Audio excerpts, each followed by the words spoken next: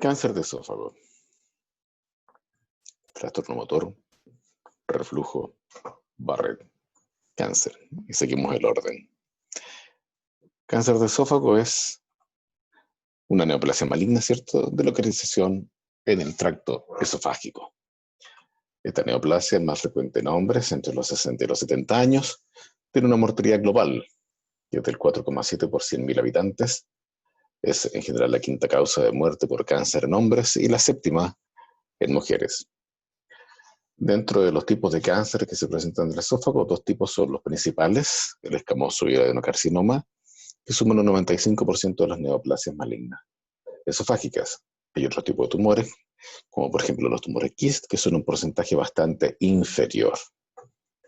¿Qué nos predispone, qué nos puede causar un cáncer de esófago? Depende del tipo de cáncer que estemos hablando. En general, por ejemplo, para un cáncer escamoso, los factores de riesgo son alcohol, tabaco, dieta rica en nitrito, que están sobre todo como fertilizantes, consumo de alimentos muy calientes, esofagitis cáustica, acalasia, tirosis palmoplantar, radioterapia previa, síndrome de Plummer-Vinson, y en general, lamentablemente, también se asocia a un nivel socioeconómico bajo. Probablemente factores nutricionales son los que afectan allí. No haciendo el adenocarcinoma, en donde tenemos esta cadena que se desencadena, ¿cierto?, a través del reflujo, el esófago de Barrett, la metaplasia intestinal, ¿cierto?, que es la que termina finalmente produciendo el adenocarcinoma. Dentro de las causas, obviamente, factores de riesgo, sobrepeso y la obesidad, y todas las mismas causas que producen reflujo, que producen Barrett. Es muy por sobre la mujer, predisponente en hombres, en una proporción de 7-1. Si nosotros analizamos la estadística de los escamosos y los adenocarcinomas, gradualmente se ha ido invirtiendo la frecuencia de estos tumores, siendo el escamoso el que antiguamente tenía una mayor prevalencia. Por sobre el adenocarcinoma, hoy en día, sin duda, la obesidad, el sobrepeso y la presencia de reflujo están haciendo que se incline la balanza y está siendo cada vez más frecuente el adenocarcinoma. El diagnóstico en general del cáncer de esófago, lamentablemente, es un diagnóstico tardío.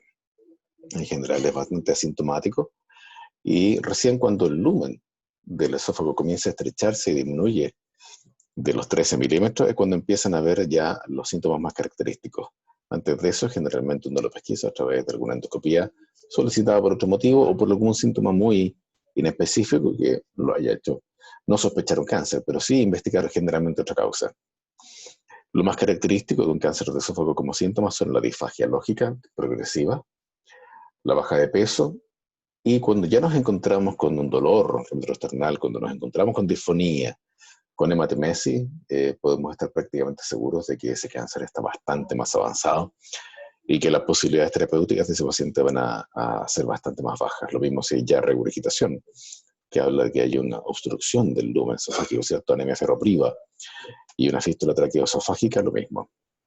El pronóstico de ese paciente generalmente ya está sellado habitualmente por los hallazgos, incluso en el examen físico, antes de empezar a hacer otro tipo de exámenes. ¿Cómo lo vamos a estudiar? El estudio ideal, ¿cierto? El principal examen que uno debe pedir, ¿cierto?, es la endoscopía, la que nos va a permitir ver el tumor y al mismo tiempo tomar biopsias para poder tipificarlo y saber conocer bien la histología y la agresividad que puede tener. La radiografía de esófago duodeno nos ayuda también para descartar otras patologías, ¿cierto? Vamos a ver la imagen del tumor, vemos ahí la manzana mordida, ¿cierto? La imagen de manzana mordida, y nos va a ayudar a distinguir otro tipo de lesiones, a lo mejor algún divertículo, algo que esté causando también algún síntoma parecido. Cuando queremos hacer diagnósticos, sobre todo en los tumores más pequeños, pudiera ser ideal tener una endosonografía. ¿Y por qué los tumores más pequeños? Por el distinto tipo de tratamiento al cual uno puede enfrentar a estos pacientes. Cuando uno sabe exactamente qué capas del esófago son las que están comprometidas, es cuando uno puede hacer tratamientos endoscópicos en estos pacientes sin necesidad de llegar a las grandes resecciones esofágicas. Pero, obviamente, está restringido a tumores pequeños. Cuando uno ya tiene el diagnóstico de un cáncer de esófago, y ha hecho la endoscopía, la biopsia y la radiografía, uno tiene la obligación de tapificarlo. Ya, saber exactamente cuál es la extensión de este tumor, tanto en su tamaño propiamente tal, como en su relación con los órganos vecinos o con el daño a distancia que pudo haber causado. Hoy en día lo más frecuente que se hace es un escáner de tórax, abdomen y pelvis para poder evidenciar si hay imágenes tumorales lejos del esófago y poder evaluar el mismo tamaño del tumor y su compromiso con órganos vecinos. Pero si uno quiere evaluar tal vez un poco más precisamente la aparición de metástasis a distancia o el compromiso local que también puede llegar a ser, el PET scan se convierte en una herramienta ideal, ya que además es una herramienta con la cual después podemos hacer incluso seguimiento de los pacientes. Dependiendo del tipo de tumor y la cantidad de la extensión que tenga hacia los órganos vecinos, sobre todo aquellos que son de tercio medio probablemente, vamos a lo mejor necesitar en este paciente estudios de función respiratoria.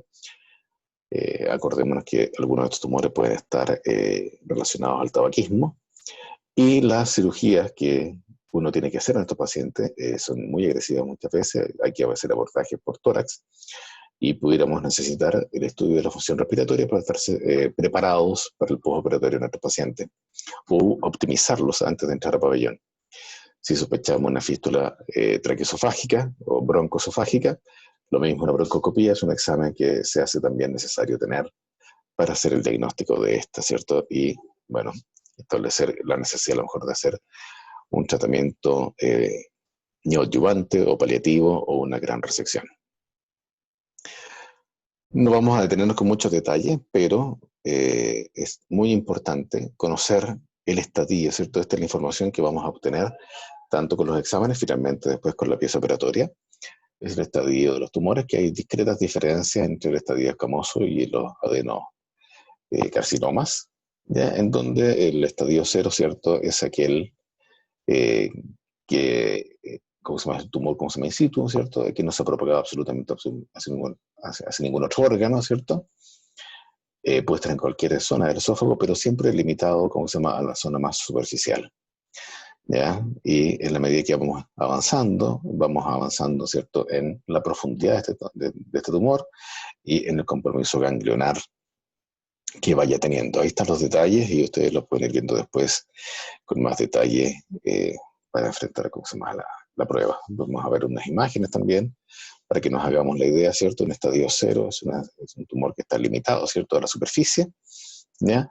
Por ejemplo, un estadio 1A que llega hasta la muscular de la mucosa, ¿cierto? ¿Cómo se llama? Un 2B que ya va a llegar, ¿cómo se llama?, hasta el espesor de la pared del esófago sin sobrepasar, ¿cómo se llama?, la última capa, sin compromiso ganglionar. Un 3B que ya nos vamos a encontrar con ganglios positivos, ¿cierto? Hasta 6 ganglios, ¿cómo se llama?, cercanos positivos. Y los estadios avanzados, lo cual ya comenzamos a encontrarnos con compromiso locorregional, que probablemente nos va a dar información de que este tumor ya es incluso irresecable, o metástasis a distancia, en donde lo único que podemos ofrecer al paciente generalmente a esta altura son cuidados paliativos. Para el adenocarcinoma, los estadios son muy similares, y podemos ver también en la gráfica, ¿cierto?, que no hay grandes diferencias con el escamoso cuando uno habla de la etapificación final de estos tumores. ¿Cuál es la importancia de poder etapificarlos? Bueno, obviamente es el manejo de las estadísticas del tipo de pronóstico que vamos a tener según el tipo de tratamiento al cual el paciente va a ser enfrentado. De tal manera que, en general, el tratamiento de estos pacientes idealmente es la cirugía. Cirugía que puede ser endoscópica o mínimamente invasiva, ¿cierto?, cuando nos encontramos con cáncer in situ, y en algunos casos de cáncer localizado, por ejemplo, los estadios 0 y 1, ¿cierto?, en donde podemos hacer resección endoscópica, incluso el tipo ISD, ¿cierto?, mucosectomías. Cuando nos encontramos con estadios todavía localizados, ¿cómo se llama?, no, sin compromiso ni ganglionar ni de órganos vecinos, ¿cierto? Hacemos, ¿cómo se llama?, una cirugía exclusiva. La cirugía solamente ella es ya suficiente para considerar al paciente tratado si logramos los objetivos quirúrgicos de tener una cirugía R0. ¿Cierto? R0 significa que no queda macro ni microscópicamente ninguna evidencia de tumor en el lecho quirúrgico. Ahora, cuando el paciente ya tiene un cáncer que está más avanzado, estamos hablando de estadio 2B, 3, generalmente estos pacientes se benefician de quimioterapia o radioquimioterapia, ¿cierto? Neoadyuvante. Se hace unos ciclos de quimioterapia con radioterapia previo a la cirugía y posteriormente se hace la cirugía. Cuando ya nos encontramos con estadios avanzados, estadios tipo 4, no nos queda más que la paliación. Muchas veces los síntomas pueden corregirse con algo de radioterapia, con algo de quimioterapia, pero incluso ya opciones como stent, que permiten, ¿cómo se llama?, mantener el lumen abierto del esófago en la zona donde está el tumor, pudieran ser necesarios, puesto que ya el paciente no va a tener posibilidades por más agresivo que intentemos hacer con su tratamiento. Tratamiento que cuando hablamos de cirugía además es bastante agresivo. Acordémonos que por la extensión que tiene el esófago, que va desde el cuello atravesando todo el tórax y el abdomen, el abordaje quirúrgico generalmente, dependiendo de la localización que tenga el tumor, es de estas 3 zonas. Entonces se convierte en una cirugía que es bastante agresiva, que tiene habitualmente al menos 2 de estos 3 tiempos, o tiene un tiempo cervical y un abdominal si se hace una cirugía transdietal, o se hacen los 3 abordajes cuando es de tercio medio, tercio, ¿cómo se llama?, distal a veces el tipo tumor según la agresividad que este tenga. Y es una cirugía, como les decía, que tiene una posibilidad de tener complicaciones muy altas. La posibilidad de que haya algún tipo de complicación generalmente llega a superar el 70%, y podemos ver que son variadas desde las respiratorias, cardiovasculares, infecciosas, ¿cierto?, quirúrgicas propiamente tales, y de otros tipos, con una mortalidad que en manos expertas incluso llega al 13%, la cual pudiera ser aún más si es que las manos no tienen el expertise que tiene alguien que tiene bastante más casos en el cuerpo. Y no son tumores que uno tenga la oportunidad de operar con mucha frecuencia, generalmente en centros de derivación. No hay más de un caso al mes o uno cada 2 meses de este tipo de pacientes que uno puede ofrecerle esta cirugía, puesto que, como les explicaba, la gran mayoría llega con un diagnóstico tardío.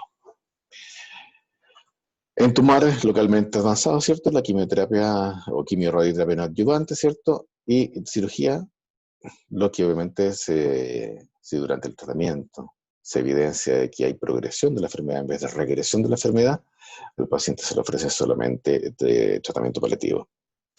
Aquellos tumores que tienen compromiso de grandes vasos, tráquea, bronquios, columna u otros órganos vitales, ¿cierto?, se consideran irresecables y bien solo a quimiorradioterapia paliativa.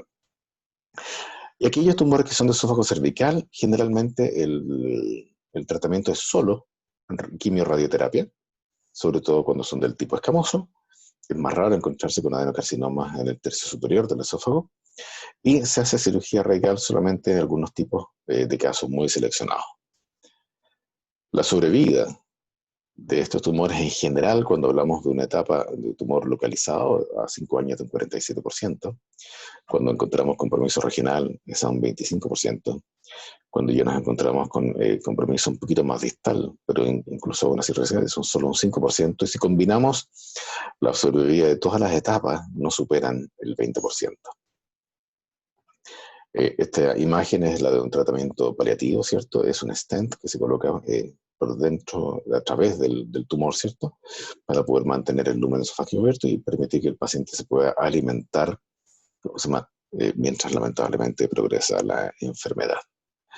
En resumen, el cáncer de esofágico es una patología no muy frecuente, que representa generalmente la causa de mortalidad por cáncer. Es de diagnóstico habitualmente y lamentablemente tardío. El tratamiento principalmente quirúrgico cuando queremos hablar de curación, y esta cirugía es de alta morbimortalidad, sobre todo cuando no está hecha en manos expertas. Tiene un pronóstico de vida más bien pobre y reservado, por eso es muy importante tener tratamientos eficientes y efectivos cuando nos encontramos con estadios precoces de la enfermedad. Ya les he mostrado en otras clases algunas imágenes, ¿cierto?, que explican lo bonito, cómo se llama de ser médico. Y esta es la oportunidad de viajar. Cuando uno viaja a congresos, muchas veces coincide con algunas actividades, y este es el Camp Nou, el estadio de Barcelona, donde tuve, yendo a un congreso, la oportunidad de asistir a un partido del Real Madrid con el Barcelona, en donde ganó el Real Madrid. Gracias.